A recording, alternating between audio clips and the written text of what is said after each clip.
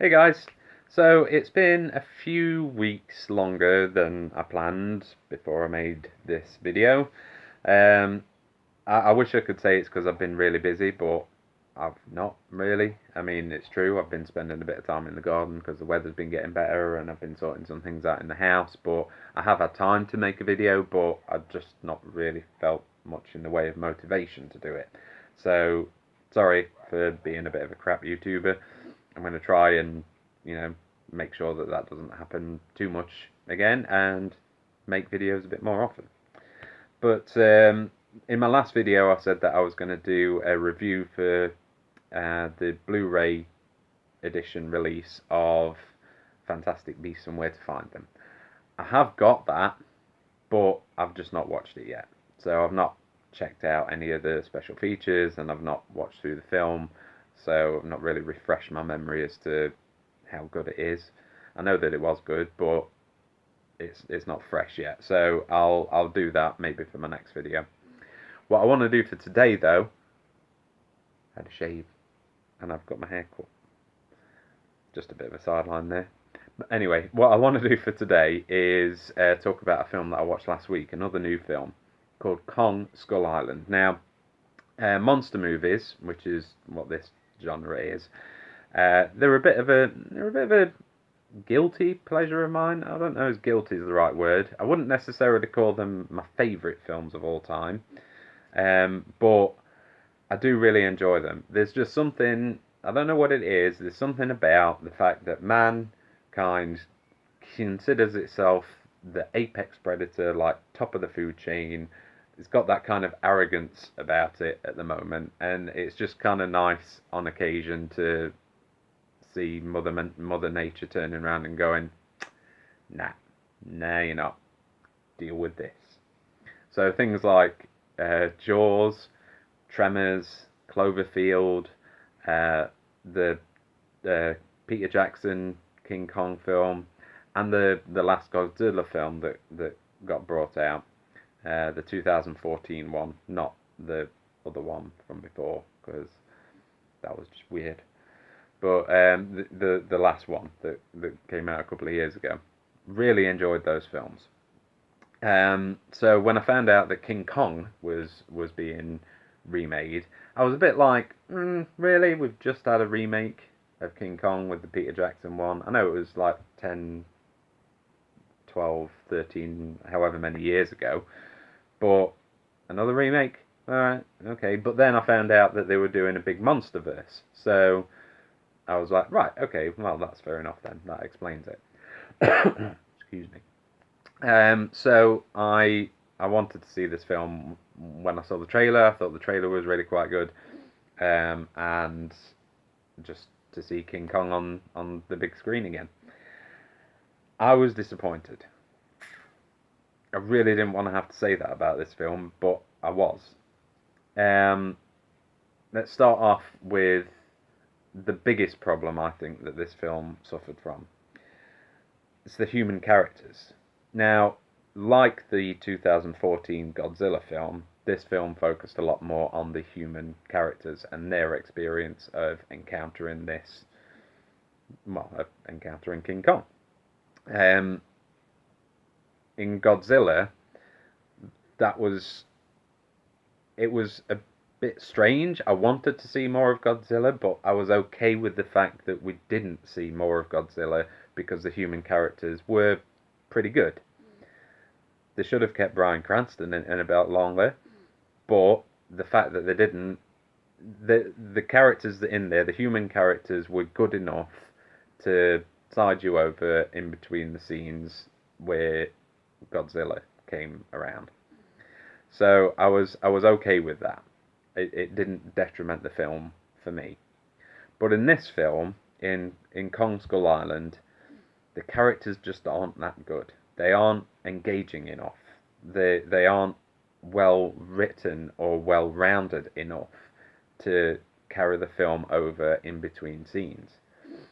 Which, when you've got actors like Tom Hiddleston and Samuel L. Jackson in your film, it's a bit of a disservice to the actors, and it's a bit of a disservice to the audience as well. because you've got to make them interesting. You've got to make them compelling enough to be able to watch, and you've got to be able to engage with the characters and sympathize and empathize with them. And I didn't. I was watching the film. There was one character, I think, there was one character that I enjoyed watching, and it was, I forget his name. I forget the character's name and the actor's name, but it was the guy. He was one of the soldiers, and he'd taken like the machine gun off of a farmer in the Vietnam War. He was quite good. He didn't have a lot to do. He didn't have a lot to say, but for some reason I kind of latched onto him a little bit, and I quite enjoyed watching him on screen.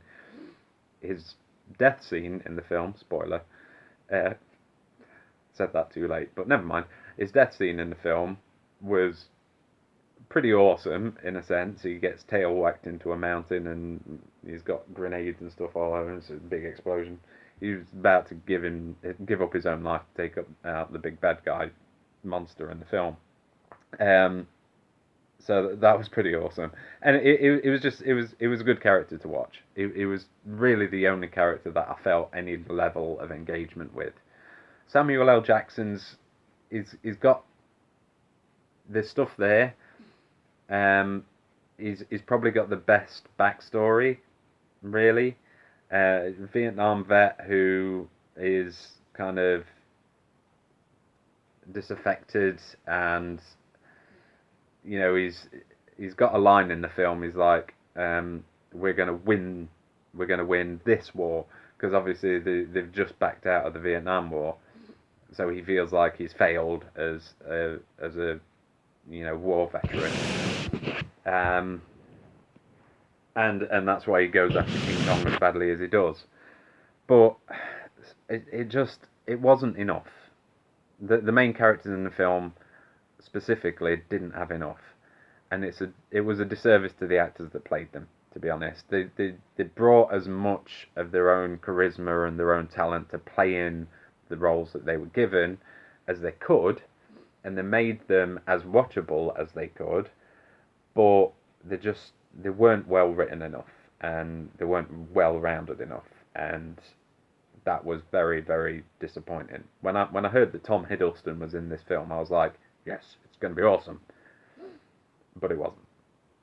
So there's that. Also, another big thing that the film suffered from was the editing.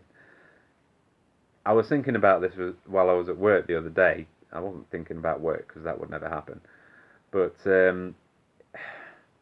you know when you see a trailer, right? It's quite fast paced. It's like snippets of the film that are designed to engage you enough to go and see that film, and are exciting enough and give away enough for you to want to go and see the film, but not too much. This film, to me, looking back on it, it felt like they'd used the same kind of editing style that they would for a trailer. It was very, very snappy in a lot of places, far too many places. Not all the way through. Obviously, there were some long scenes in there, but they used that kind of fast-paced kind of editing, and it just felt too many places in the film. It just felt all over the place, and it left me feeling a bit confused and a bit disoriented, to be honest, and it kind of took away from the film a lot. There's nothing wrong with that style of editing, but when you overuse it, it just doesn't feel right. It didn't feel right. So there was that as well. There were some bits of this film that I did really enjoy, namely the bits where King Kong was on the screen. Was probably the best character in the entire film, which is kind of how it should be, to be fair. But some of the CGI was not great. It was okay. It was good. Wasn't great all the time. Some of it was spectacular. Some of it did feel quite rushed. But when King Kong was on screen, and even if he was just like walking across it, it was was a proper kind of wow moment, really.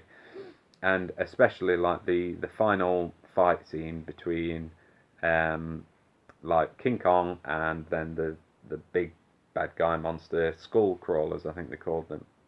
So it was like the Queen skull crawler and the humans who were finally deciding, oh, maybe that's the bad guy, the thing that's been killing us all the way through the film, not him who's just defending his home. And they all fight together and they eventually bring it down. Spoiler alert. Not very good at that. So, on the whole, it was a disappointing film. I wish that they'd done better with it. I'm hoping that they learn from it and that the next film, which I think is King Kong versus Godzilla or Godzilla versus King Kong, I don't know what they're naming it, but it'll be something along those lines. I'm hoping that that's a lot better. So for Kong Skull Island, I'm going to give it a score of 3 skulls out of 10. You see, it's specific to the film. You know, skulls, Skull Island. For Rogue One, it was blaster bolts because blasters. Never mind. You get it. You get it. I don't need to explain that.